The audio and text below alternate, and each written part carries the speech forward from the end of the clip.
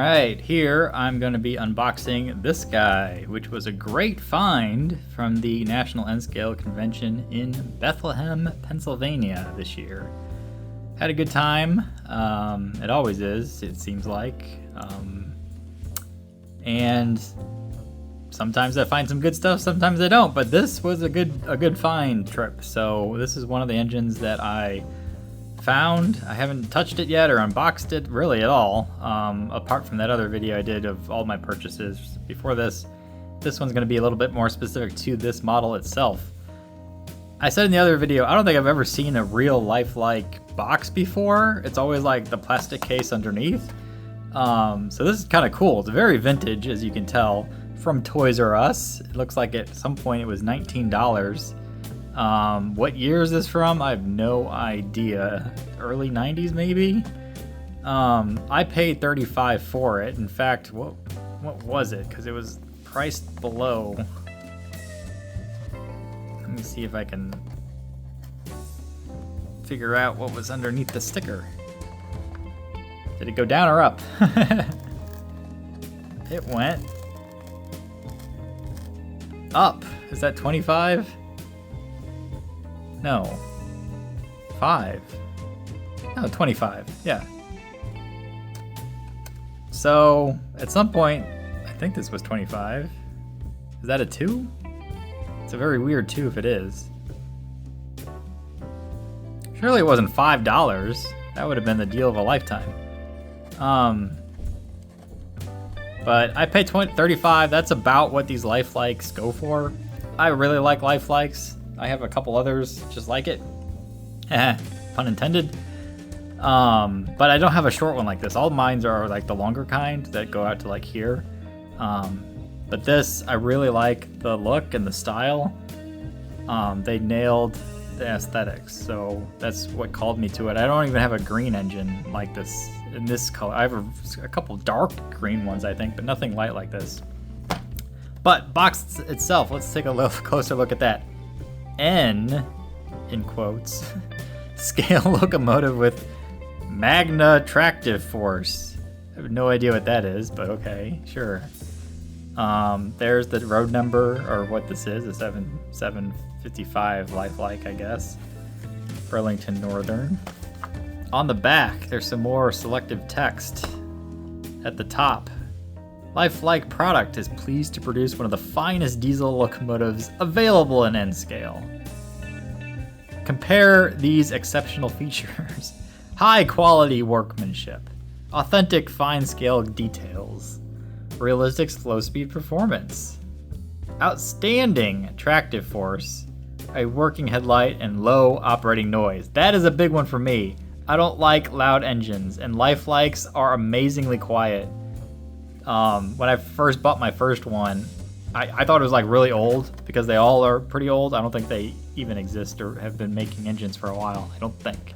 But the one I did buy first, it looked 80s, and I put it on the track. I thought it was going to be extremely loud.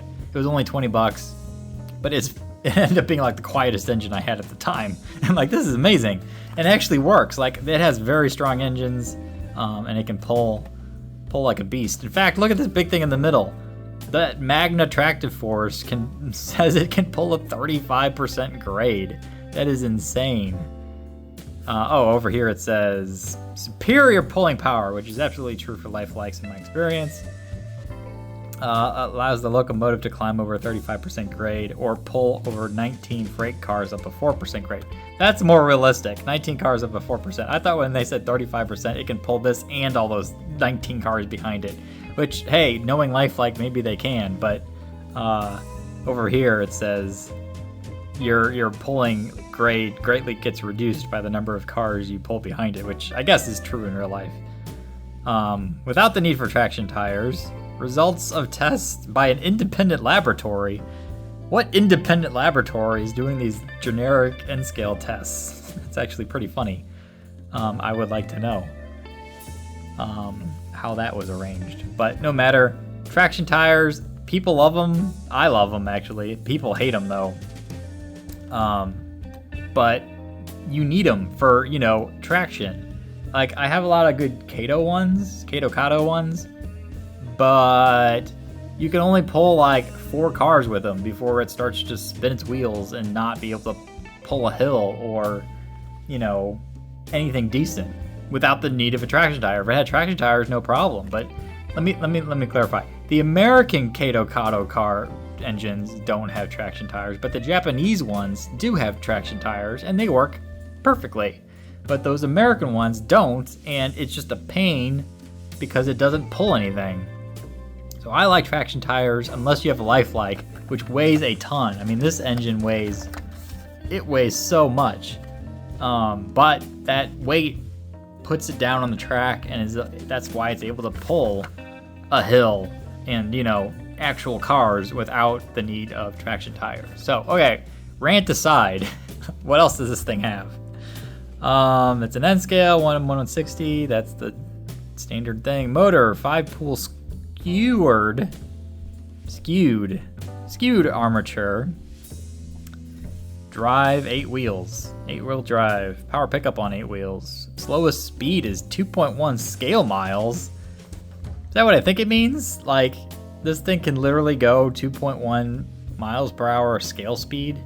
That's gotta be like a millimeter an hour. Like, that's so slow. I'll have to test that out when we get this on the track. Made in China, but lifelike apparently was in Baltimore, Maryland. Interesting. They have other products as well.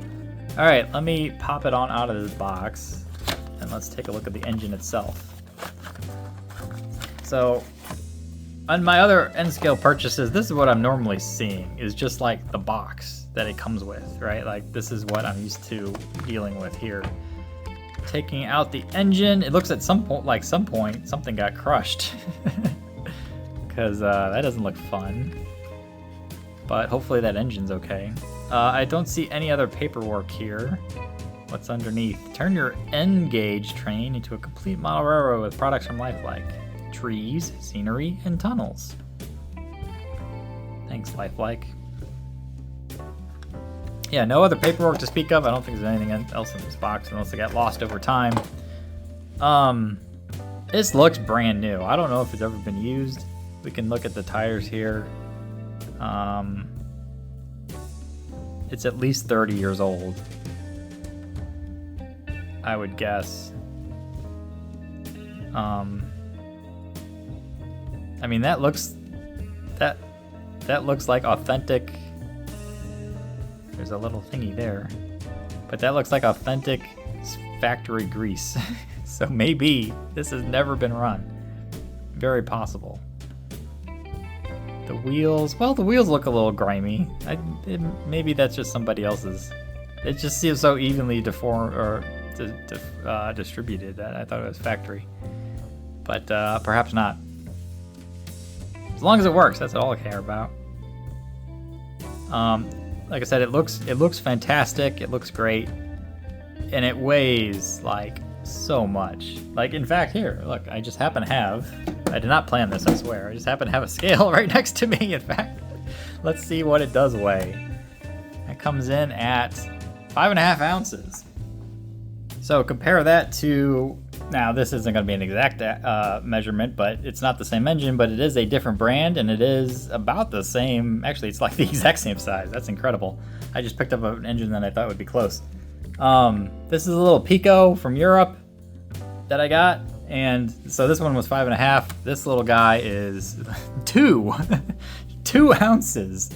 And then I also got a BNSF here, which comes in at less than 4. So this guy, like I said, bam, there's some weight behind him for sure. 5.5 ounces.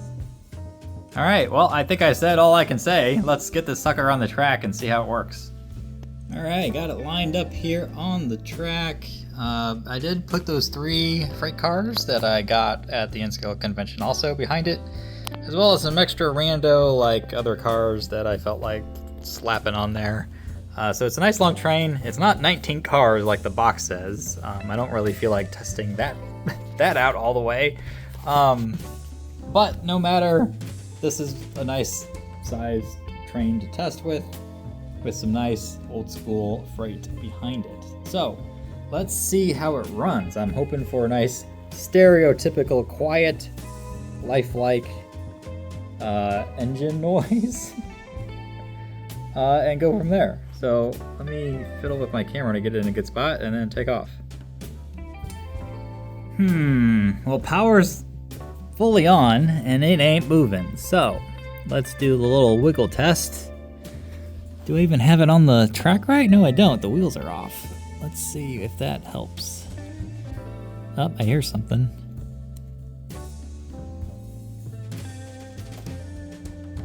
It's probably been sitting a very long time. Huh? It wants to go. It keeps like jumping on me.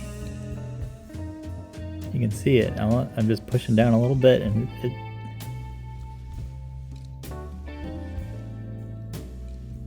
Come on.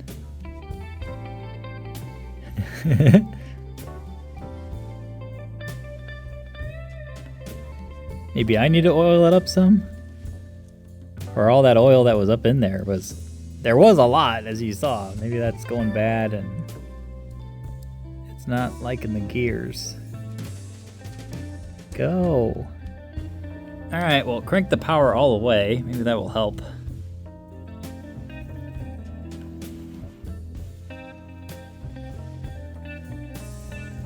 Maybe if I just keep helping it along, it'll eventually catch and go. Like, it wants to run. But it's just not. Oh, hey! That was all on its own for a little bit. Let me decouple.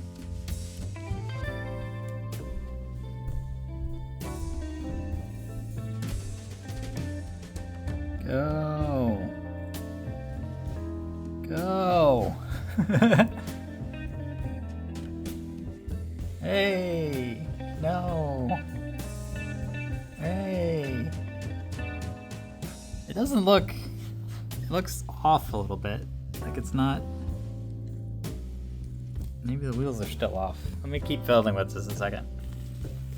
All right, so I added some oil.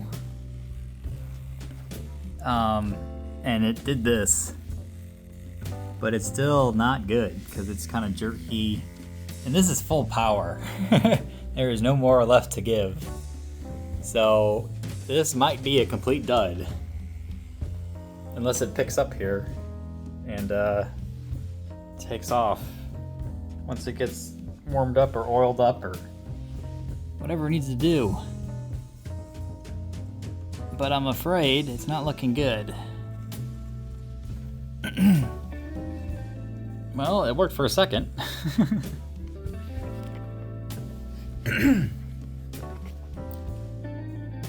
No, I really wanted this to work.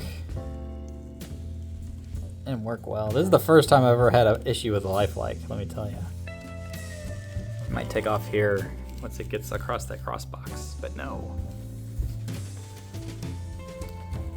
Come on. Should name it Stuttering Pete. What the heck? Hey.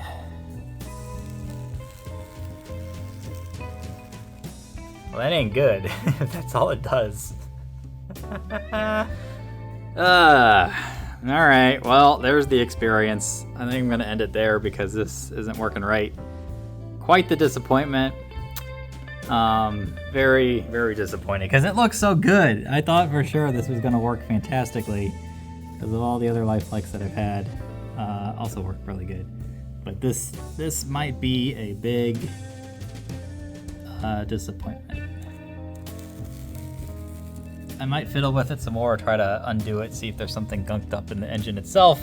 I was looking at it too. I don't think what I said was engine oil before. It's actually like the gears. It's like a two-tone thing because the gear, the middle wheel in the gear, not the gears themselves, is like that brass gold color. I thought that was like engine oil, but it's not. So I'll have to fiddle with this at some point and see what the heck is going on. Hopefully I can get it working right. But for right now, it's pretty much dead. Oh well. It was only $35, so not the biggest loss in the world.